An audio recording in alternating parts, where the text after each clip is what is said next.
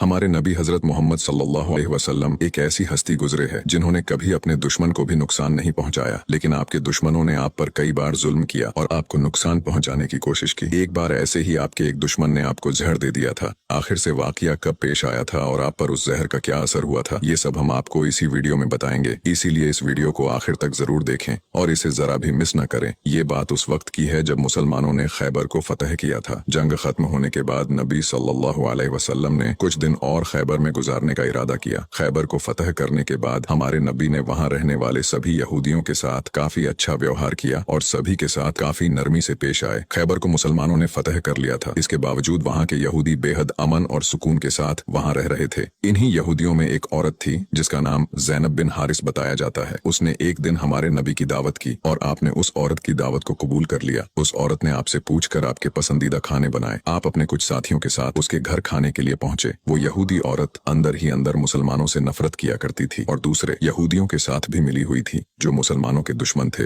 उस औरत ने खाने में पेश होने वाले बकरी के गोश्त में जहर मिला दिया था। जब जहर से भरे उस गोश्त को आपके सामने पेश किया गया और आपने खाने के लिए एक निवाला उठाया और अपने मुंह में रखा तो आप समझ गए कि इसमें जहर मिला हुआ है। आपने तुरंत अपने साथियों को खाना खाने से रोक दिया और कहा कि इसमें जहर मिला हुआ है, लेकिन अफसोस कि आपके कुछ साथी उस वक्त तक कुछ गोश्त खा चुके थे जिसकी वजह से उनकी शहादत हो गई। कहा जाता है कि जहर के बारे में हमारे नबी को उस जहर की बोटी ने ही खबरदार किया था। इस वाक़े के बाद उस औरत के साथ साथ उसके सभी साथियों से पूछताछ की गई तो उन्होंने न सिर्फ अपना गुनाह कबूल किया बल्कि ये भी कहा कि हमने आपके साथ ये इसलिए किया क्योंकि हम ये देखना चाहते थे कि आप अल्लाह के सच्चे नबी हैं या नहीं। अगर आप अल्लाह के सच्चे नबी हैं तो इस जहर का आप पर असर नहीं होगा और अगर आप अल्लाह के नबी नहीं हैं तो हमें आपसे छुटकारा मिलेगा। ये बात तो सब जानते हैं कि हमारे नबी ने कभी किसी से बदला नहीं लिया, जबकि आप पर कई बार बहुत जुल्म किया गया जिसके बारे में कोई सोच भी नहीं सकता। लेकिन जब उस जहर की वजह से आपके सहाबा की शहादत हुई थी तो कानून के मुताबिक उस औरत को भी कत्ल कर दिया गया। लेकिन कुछ रिवायतों में आता है कि उस औरत ने खुदकुशी कर ली थी। वही कुछ रिवायतों में कहा जाता है कि उस औरत को माफ कर दिया गया था। इस बारे में कई मुफस्सरीन अपनी अलग अलग राय रखते हैं। एक हदीस में हजरत आयशा फरमाती है कि जब नबी सल्लल्लाहु अलैहि वसल्लम की जिंदगी के आखिरी दिन चल रहे थे और आप बीमार रहा करते थे, उस समय आप कहा करते थे कि खैबर में जो मैंने जहर से मिले हुए गोश्त का टुकड़ा खाया था उसका दर्द मैं आज भी महसूस कर सकता हूँ। ये बात कई किताबों से साबित है कि उस जहर का असर हमारे नबी के आखिरी दिनों में देखा गया था और इसी जहर के असर ने आपकी वफात में एक अहम किरदार अदा दिया था।